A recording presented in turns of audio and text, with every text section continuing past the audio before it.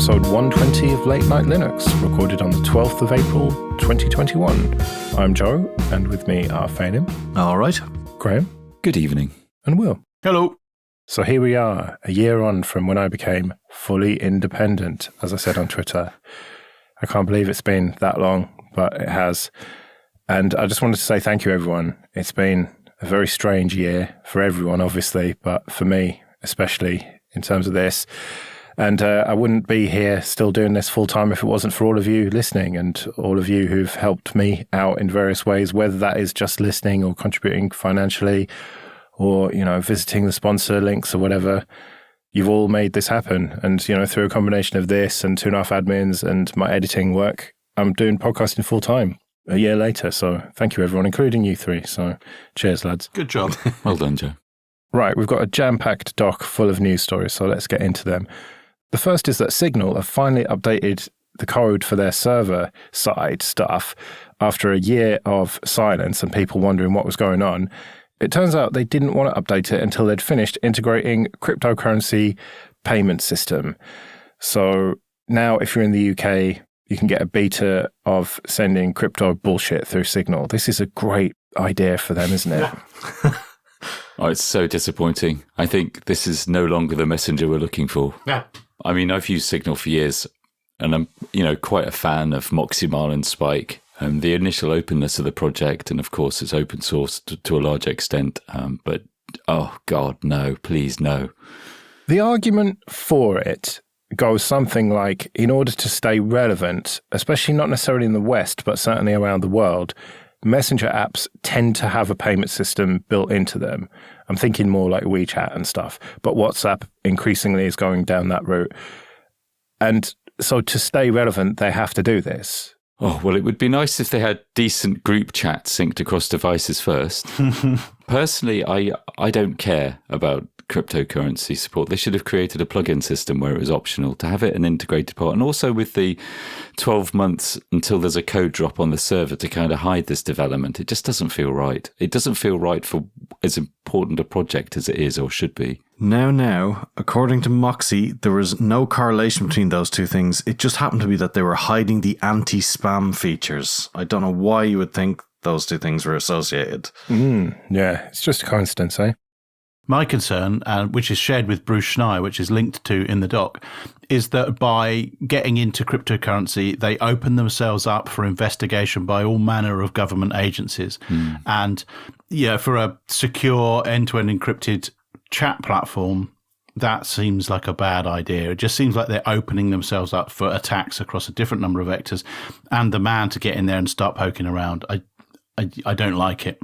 So, Graham, are you going to actively stop using it or what? No, I'm not going to actively stop using it, but I'm definitely on the lookout for something else.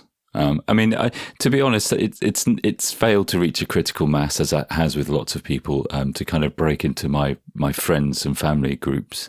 It briefly changed earlier on in this year, which I think we spoke about when Facebook changed its terms for WhatsApp.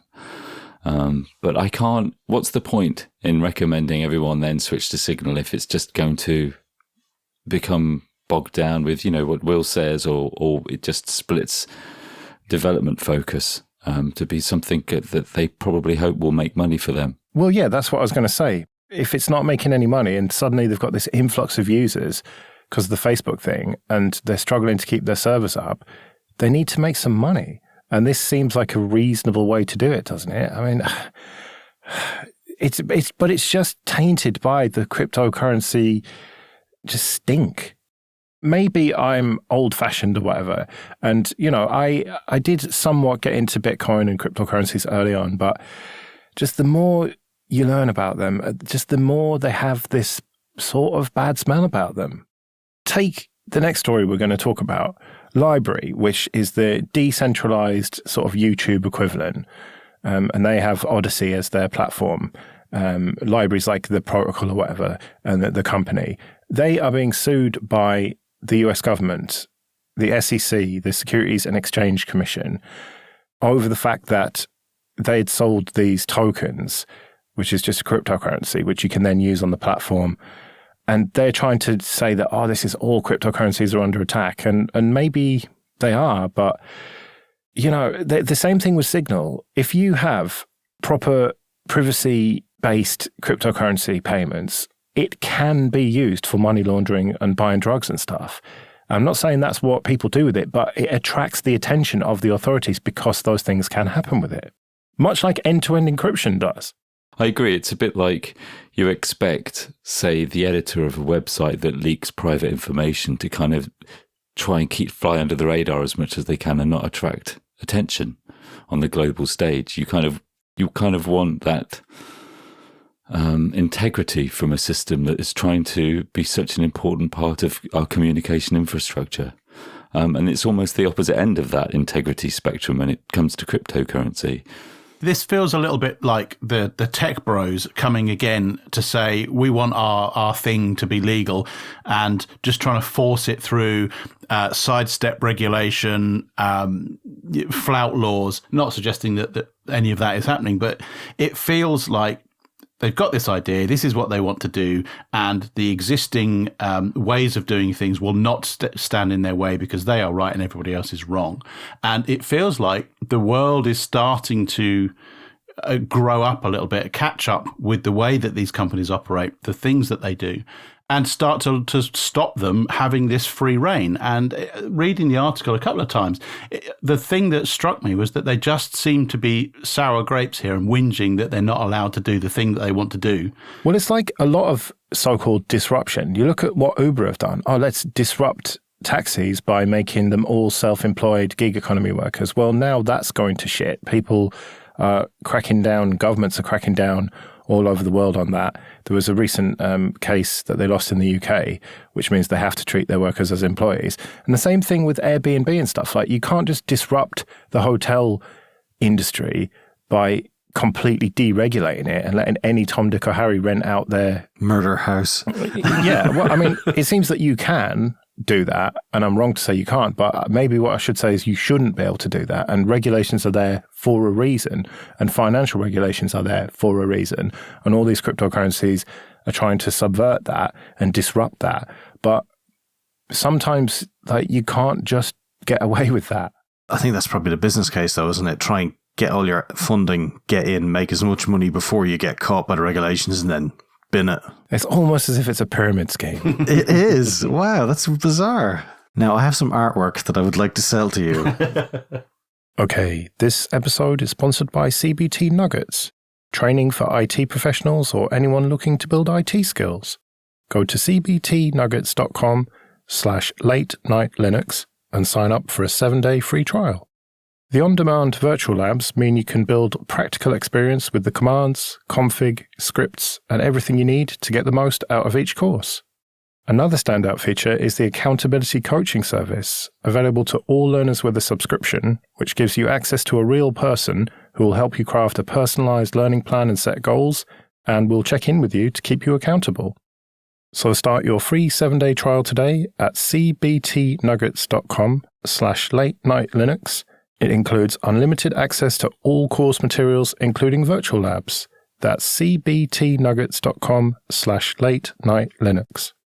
Well, yet another epically long legal battle is Google versus Oracle. And I think that might have come to an end finally over the last week or so. And that is the Supreme Court in America has made the judgment that the APIs that Google copied from Java, it doesn't matter whether or not they are copyrightable, because if they were copyrightable, they would be fair use for various reasons. So essentially, Google has won, but not quite the victory that they wanted, because ideally, the judgment would have been that APIs are not copyrightable, but it's kind of enough of a win for it to go away for now.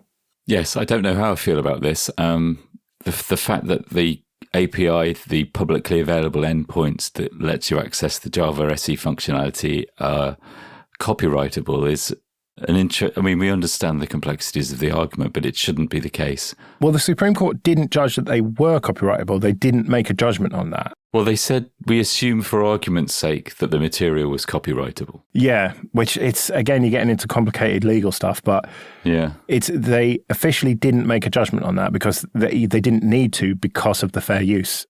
But it does leave the door open for them to be copyrightable, which had been the judgment of previous cases in lower courts. But I do think it's good that we've got this result, because it could have gone. I mean, it looked like it was going to go the other way around, I don't know, a decade ago. So I'm glad that this decision has been made this way, because obviously the ramifications are absolutely huge. But I don't know, maybe ultimately advantageous to free software in the end, if it means that you have to use a proper free software license to describe an API if you want it to propagate.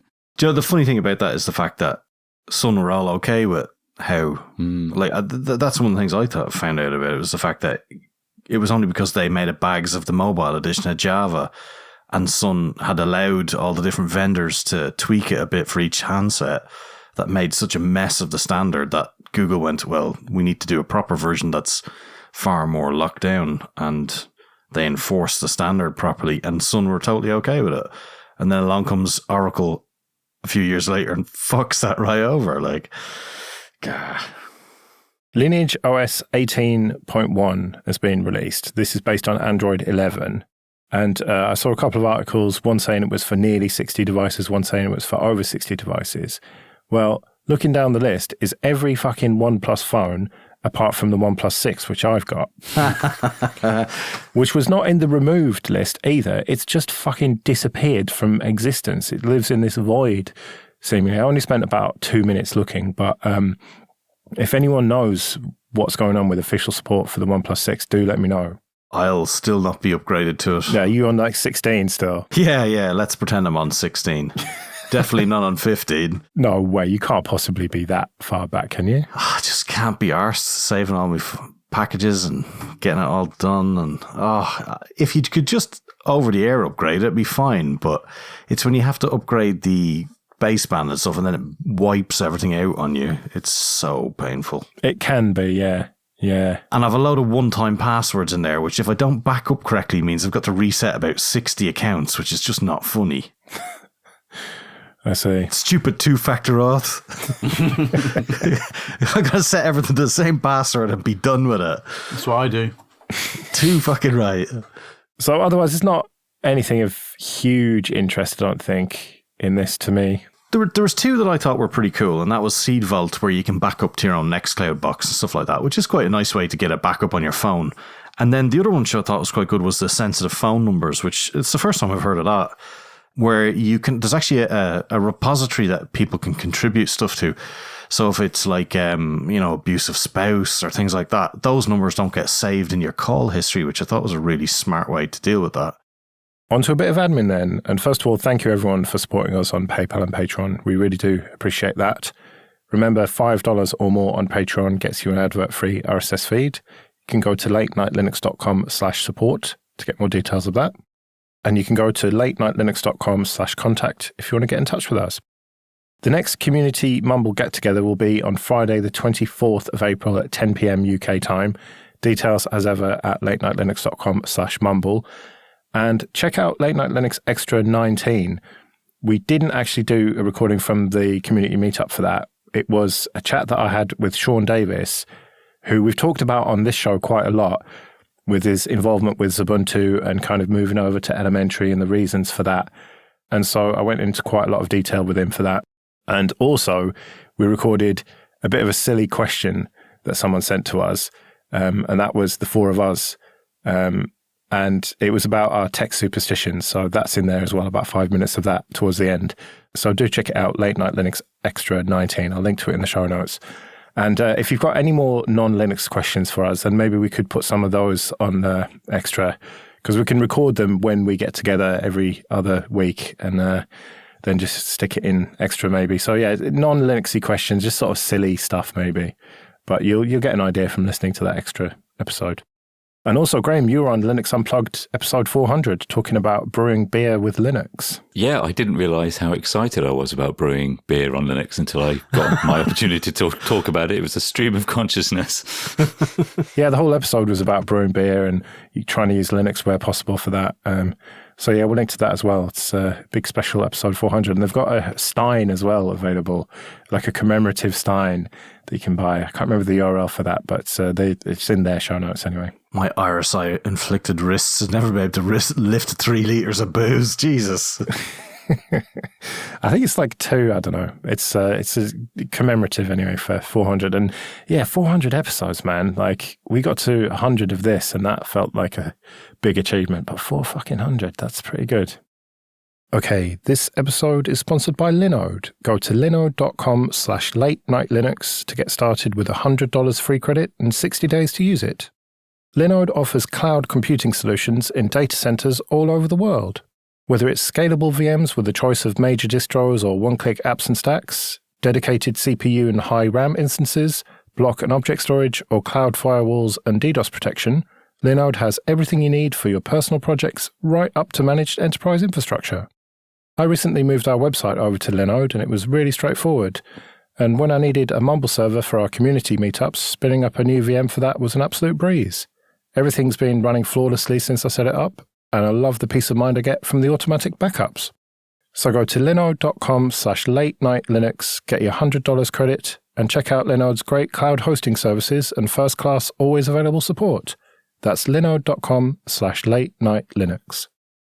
So Project Common Voice, this is Mozilla's initiative to put together a huge database of voice samples that have been donated from all around the world. I've given my voice to this. The idea being that if you want to make a text-to-speech system or speech-to-text or whatever, you've got a common repository that we can all use. And today it was announced that Nvidia is giving them $1.5 million for this, which seems pretty cool of Nvidia. You can see why they might possibly want to do that. Yeah, I wasn't quite sure what the sequence of these two events was, and I just thought, in typical Mozilla fashion, they've cancelled the project just as they got a load of money in. Well, not quite, because what they are winding down is Deep Speech, which is their sort of project to analyze and deal with all of the speech data that they've got, which they say is sort of mature enough now for them to step back, which I'm not sure about that. But I think it's important to separate the data that you're training on and the algorithms that you are pointing at that data. Like, just because they wind down one doesn't necessarily mean the other one's going away. Yeah, I take your point. I do worry the fact that they've said that something's going to be the growth for the next 10 years and there's them turning off a bit of it. That just seems to be perhaps a bit premature. They do have a known record of not doing too well with predicting the future. Yeah, but isn't the point that anybody can use Project Common Voice? Any project can come along, or company or whatever, and use that data set? Yeah, absolutely. I think that's great. I mean, I think you need to kind of keep researching and developing these things, don't you? Because otherwise they get old hat before they've even begun. But haven't we spent the last year or so criticizing Mozilla for having too many fingers in too many pies? Well, if this is the one that's going to be the next 10 years, the only way to interface with stuff, it's no doubt the one that they'll cancel. Why is it unsurprising that Nvidia are investing in this? I don't follow that. Well, if you're going to train your algorithms on this data, how are you going to do it? With Nvidia hardware and CUDA. And so an investment in this, almost democratizing speech data to train machine learning bullshit, is just getting the data into the hands of more people who will buy more Nvidia hardware to do the job. And it also buys them a bit of goodwill in the community, doesn't it? Yeah, fair play. If it's a world full of touchscreens and voice activation, it's frankly, I just don't want to be in it anymore. You too will be replaced. Just wait till they have an AI sysadmin, man. It's not too far away. We'll have that audio recording shite fixed first. Don't you worry. I'll make sure of it. I'll donate every penny I have. What I do is art failing. Yours is just science. I mean, slightly related to this, and I don't want to turn this into another complaining against Mozilla post, but Mitchell Baker wrote a blog post a couple of days ago on reflections on 1 year as the CEO of Mozilla. And I found it to be, there was no real content or any meaning in the things that she said. It's like, we are the sum of our parts. Mozilla's superpower is that our mission and our structure is to allow us to benefit from the aggregate strength that's created by all of our employees and volunteers and friends and users and supporters and customers. Jesus. And Mozilla's mission is unchanged, but how we get there must. Those do seem like pretty empty words, but we get accused all the time of being Mozilla haters. And I don't think that's fair, is it? Not at all. I think we all care deeply about Mozilla. You know, it's so important, so vital to the freedom of the internet and the way that we access it, that it's just too important to kind of abstain from being part of the conversation on it. I think that for me, that's how I feel. It's been my browser since about 2002, I think. And I haven't used any other browser. I've got the odd one for testing or whatever, but yeah, I want them to do well. I want them to succeed. I want them to get those percentage numbers back up. But geez, they have an awful painful way of trying to do it. I'm scared that they weren't doing enough to keep relevant and to stay at the forefront. And we risk losing Mozilla, and that's very, very scary, because without them to offer some balance to the force, then we are all done for. Just a quick mention for a project the EFF has launched called Am I Flocked, which is a fairly amusing pun, I suppose. Flock is Federated Learning of Cohorts. It's Google's latest targeted advertising experiment. The long and the short of it is, instead of using tracking cookies, Chrome automatically looks at your browsing history and decides, oh, you are a Linux person, so I'll put you in the group of Linux people, so you'll get adverts about Linux stuff, or, you know, whatever other subject. And it's obviously lots of very complicated code to do that. And the EFF says that is bullshit and it's a terrible idea. A load of other people say it as well. And if the EFF say it, then that's good enough for me. And Am I Flocked is a website where you can go in Chrome and see if you have been opted into the trial of this. And I have got Chrome installed. I did, and I wasn't, so that's all good. But yeah, if you use Chrome, it might be worth looking at this. So we'll put a link to that in the show notes. Yeah, if you fancy a more in-depth look and a big discussion about it, Bad Voltage did a show on this, the last one, in fact, and they try to figure out what it is and how it works as well. Not that anybody really knows how it fully works, but yeah, it's a good discussion nonetheless. Yeah, I'll stick a link to that in the show notes. Okay, this episode is sponsored by Entroware. Go to entroware.com. Entroware sells computers with Ubuntu and Ubuntu Mate pre-installed. They've got a range of desktops, laptops, and servers, and most parts are configurable, so you can pick the CPU, RAM, and storage that's right for you. If you can't find exactly what you want, then do contact them and they'll work with you on a bespoke solution that's perfect for your needs. They ship to the UK, Republic of Ireland, France, Germany, Italy, and Spain. And if you do buy one of their machines, there's a little drop down at checkout and you can select Late Night Linux so they'll know that we sent you. So go to entroware.com for all your Linux computing needs. Now, one thing that is a little bit awkward to talk about for some of us here, but not for me, is that Popey has announced that he's leaving Canonical.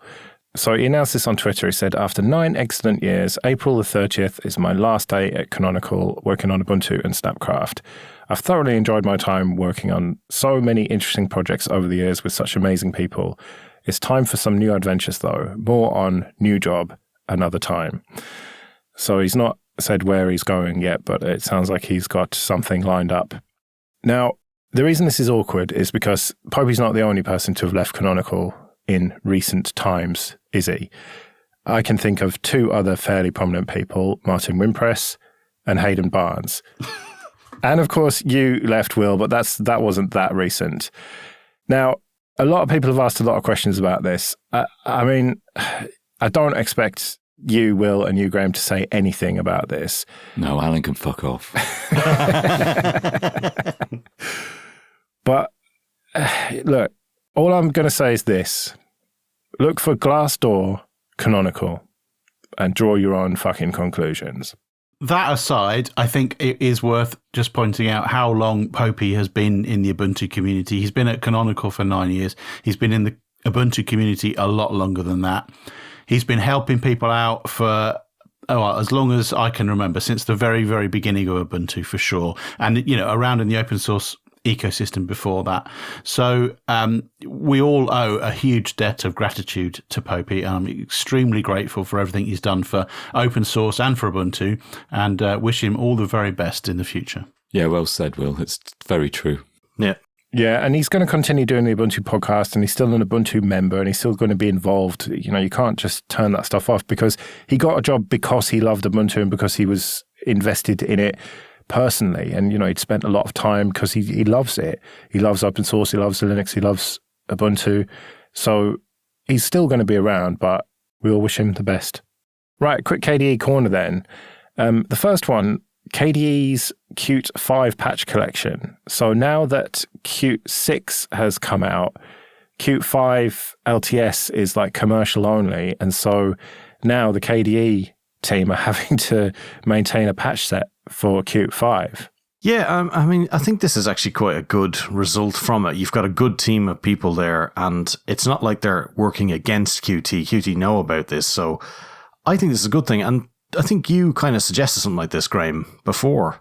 Yeah, I was worried that it would be like a fork that the KDE team would maintain. But no, as you say, this seems to be, you know, a tolerated border where things can kind of go from one side to the other without too much bureaucracy. And it is only a transition period, so hopefully it's sorted out. That was a Brexit thing, wasn't it? And I missed it. He didn't mention fish, so he didn't know straight away. All right, what's this SOK improving Kirigami docs? So, Season of KDE, it's a bit like Google Summer of Code, except for KDE, and it's not in the summer. So, yeah, not really like it then at all. But so, Kirigami, the toolkit used for mainly building mobile apps. It doesn't have to be, but apps that can do convergence and stuff like that. One of the people there, Claudio Cambra, had a project to improve all the documentation. That has now gone upstream to the KDE docs. And he's also got an application that he wrote as well, Day Countdown with a K, obviously. And yeah, no, I think that's good, because I think, you know, people getting involved in doing QML and Kirigami components, I think it's really good, because, you know, that could be the future phone of me, maybe. And Nate blogged about how he learned to stop worrying and love the hamburger menu. Yes, not just one-sider. Yeah, it was kind of funny because there was a few digs at Gnome's version of hamburger, which he thinks maybe haven't been done right, and I kind of agree with him. You know, where you're excluding things like shortcuts and you're not helping people learn how to do things better. You're just hiding stuff away for the sake of it, it seems sometimes. So it's a new library, K hamburger menu, obviously. But that is a good thing, because I think if we have consistency where there's one library doing that, it stops, you know, lots of different applications doing their own thing. And to be quite honest, I generally hide my toolbars away as well and use the global hamburger menu. So I don't have a big cluttered menu bar across the top trying to get extra bit of space. So I think if they can do this consistently and do it properly from the library level, I think that's only a good thing. Right, well, we better get out of here then. I'm going to talk a little bit longer than normal because people have criticised us for seemingly rushing the last bit of the show because the music fades up, which I do in post-production. So hopefully now that will have only just about started now, but I've got no idea. So anyway, we'll be back next week when we'll be covering loads of your feedback. But until then, I've been Joe. I've been Phenom. I've been Graham. Goodbye. See you later.